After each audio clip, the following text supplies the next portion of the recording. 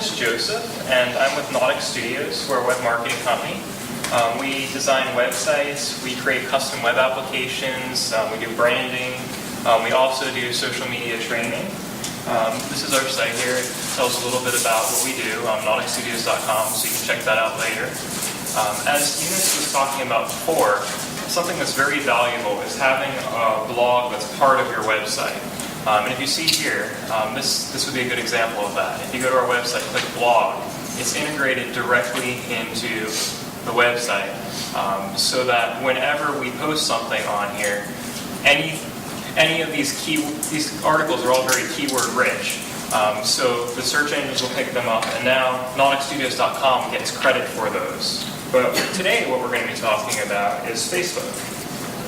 Okay, so why should you use Facebook for your business? Many of you already may be using it, but these are just some really interesting statistics. There are currently 750 million active users on Facebook.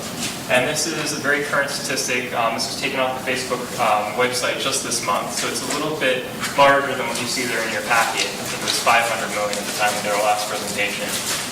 And the great thing about this is not only does Facebook have 750 million users, but more than 50% of those 750 million users log on to Facebook in any given day.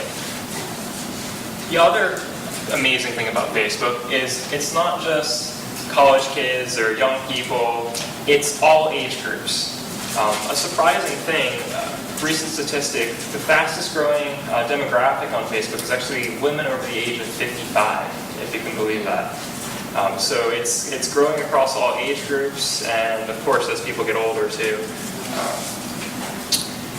The other great thing is it's a great way to communicate with your customers, to have a dialogue.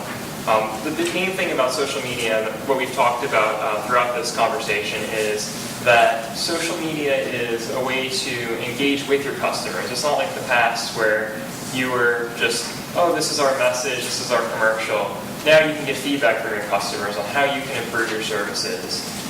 So you definitely want to listen to what they're saying. It also allows customers a way that they can endorse your brand. So in the real world, you have, if Eunice likes a particular store or restaurant, she may tell her friends about it. Hey, go check out this new Cuban place. I really enjoy it. And now, social media makes it so much easier because you can show that to all of your friends. So if Eunice comments that she likes this particular Cuban restaurant, now it's going to show up on her friend's newsfeed on Facebook. And they're going to see that. So we'll take a look at that and how that works. But first I want to go over some of the basics. One thing that Stephanie brought up was there are all of these different presences that you can have on Facebook. There are profiles, there are pages, there are groups. And a lot of times people in the beginning, there's a lot of confusion on which one is the right one for your business. So the first thing I want to talk a little bit about is profiles are for people.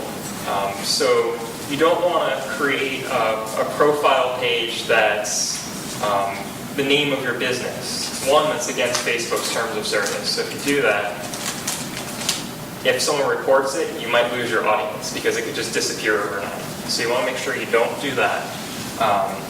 But the other reason you don't want to do that is because there are a lot of really great features that are in pages and groups that profiles don't have.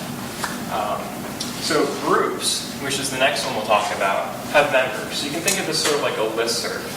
If you have a club or a group of people that you want to talk about a specific topic, when you post something on it, it's going to send to every single person in that group. They're going to get an email. You can restrict the membership. It can be an open group. Anyone can join. It can be a secret group where it doesn't even show up in the search results. Or it can be a closed group where you have to request access to be able to join that. And then pages. This is probably going to be the most ideal for your general presence. Publicly accessible. One of the great perks is you have a custom URL once you have a minimum of 25 fans. You can have tabs with applications.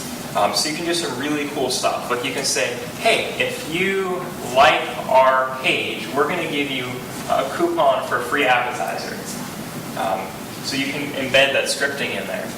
You can also have a little mini website within your Facebook page, which we'll take a look at in a second. The other thing that you can do is it's really easy to integrate Facebook pages content into your website. So you can allow people to like your page from your website. There are these little scripts that Facebook provides that you can add directly into the website.